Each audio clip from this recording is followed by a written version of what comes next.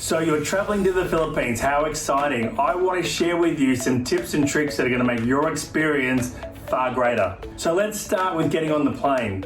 Now, my experience in flying to the Philippines many times and also flying around the Philippines is that the Philippine people take their time getting on the plane and they take their time getting off the plane. So I recommend getting an aisle seat when traveling to or within the Philippines. There's also no shame in trying to get on the plane first because otherwise you're going to be stuck in a big queue and there's no sense of urgency to get on the plane. Now, I'm in the camp that I want to get on the plane as soon as I can, sit down and rest and let everybody else worry about themselves getting on the plane rather than waiting for the plane to board and then just getting on, because I've got carry-on luggage and I want to just feel comfortable and relaxed. When they land, typically they just wait until all the doors are open and it's a very slow process. By sitting in the aisle seat, that means you'll be able to get up, get off the plane, go collect your baggage, or if you haven't got baggage, just get straight out the airport. So the plane has landed and you're now at the Philippine Manila International Airport. When the plane pulls up, my tip is to get off the plane as soon as you can and then walk as fast as you can through to the first part. Now, I say this because there's a lot of delays and once the queues start piling up, you're going to be there for a long time. So get off the plane, walk past as many people as you can.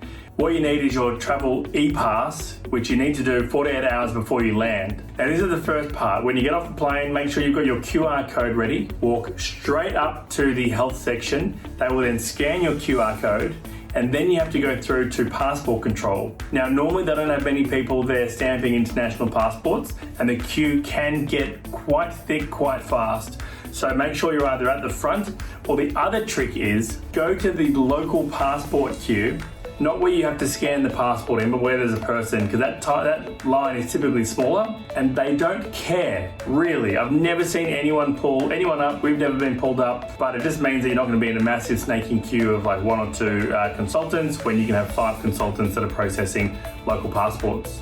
If you get caught up there, it can take you a few hours. Now, the next part is once you've gone through passport control, you need to go to baggage. I would recommend finding a trolley when you're down there and making sure that you collect your luggage, put it on the trolley and go to wheel that out. When you're finished collecting your luggage, you do need to go through customs. So you've got the red queue and the green queue. Typically, they're not looking at you to go through or pull you up. It's only if you really look suspicious. Once you walk through, you'll be in the arrival hall. There's normally a lot of people around there. Some people have got signs up, but it can be quite confronting. There's not much to do in the airport there. So please don't spend any more time than you have to. It's not a fun place to be.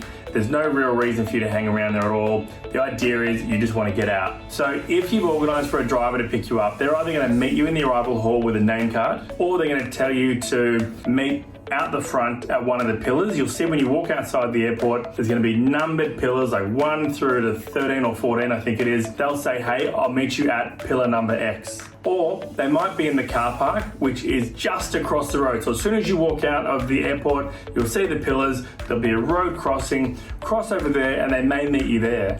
Now, ordering a taxi at the airport is very difficult. You need to be careful that you don't get ripped off, and there's a really long taxi queue normally. The other option to be picked up at the airport is a Grab. So make sure you download the Grab application. Now, it won't work wherever you are if you're outside of the Philippines. It'll only work when you're in the Philippines. When you arrive, organize a Grab. The Grab will say, I'll meet you at pillar number 10, for example, and then they'll just drive you. Now, the cost to get from the airport to like a hotel in BGC is approximately 10 Australian dollars, could be 15 Australian dollars depending on the traffic.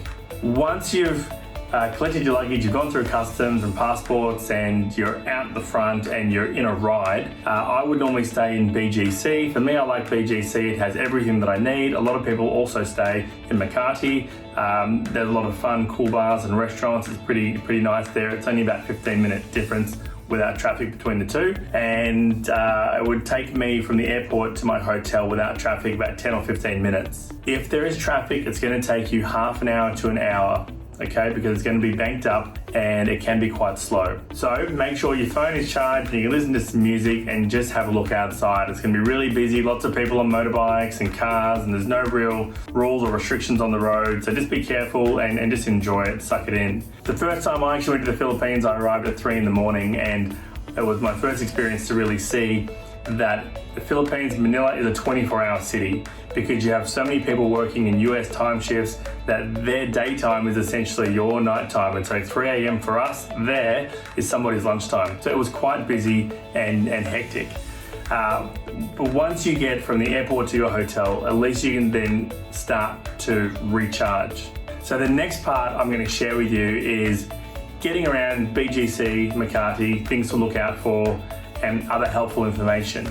I hope that you found this video helpful with some information about getting off the plane, getting through customs and passports, getting your luggage, getting your car and getting to your hotel. For more tips and tricks and strategies around the Philippines, outsourcing, hiring a virtual assistant, please make sure you hit the subscribe button for more excellent content.